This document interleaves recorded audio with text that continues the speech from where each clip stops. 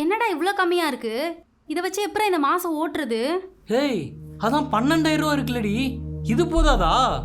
இதுக்கே நான் ஒரு நாள் கூட லீவ் போடாம டெய்லி காலைல 9 மணிலேருந்து 6 மணி வரைக்கும் வேலைக்கு போயிட்டு இருக்கிறேன்டி. முடியலடி என்னால. இப்போ என்ன, நான் வேலைக்கு போல, வீட்லயே சும்மா இருக்கேன், உன்னோட சம்பாத்தியத்தில் உட்காந்து சாப்பிட்றேன்னு சொல்லி காட்டுறியா? நானே அடுத்தவனுக்கு கீழே வேலை பார்க்குறேன்னு கட்டுப்புல இருக்கேன். கொஞ்ச நேரம் எதுவும் பேசாம அமைதியா இரு. வர்ற கோத்துக்கு அப்படியே அடிச்சிட போறேன். அடிப்பியா? எங்க அடி பாப்போம். எங்க அப்பா அப்பவே சொன்னாரு, இவன்ட்ட ஒழுங்கான வேலை கூட இல்ல, உன்னை நல்லா வச்சு பாத்துக்க மாட்டான்னு.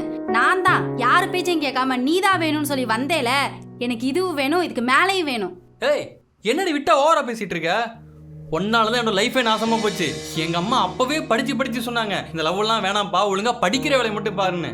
அவங்க சொன்னதை அப்ப கேட்கல, அதான் இப்ப அனுபவிக்கிறேன். ஓ, அப்ப நீ இந்த நிலைமைக்கு வந்ததுக்கு நான் தான் காரணம்னு சொல்றியா? என்ன நீ நடந்ததுக்கு உனக்கு எந்த சம்பந்தமும் இல்லாத மாதிரி பேசிட்டு இருக்க?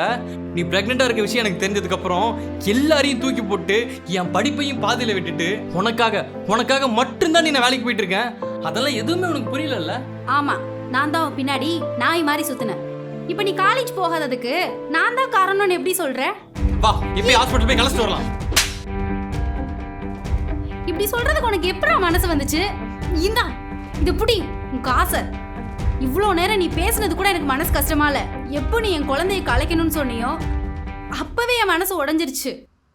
என் குழந்தைய எப்படி பார்த்துக்கணும்னு எனக்கு தெரியும்.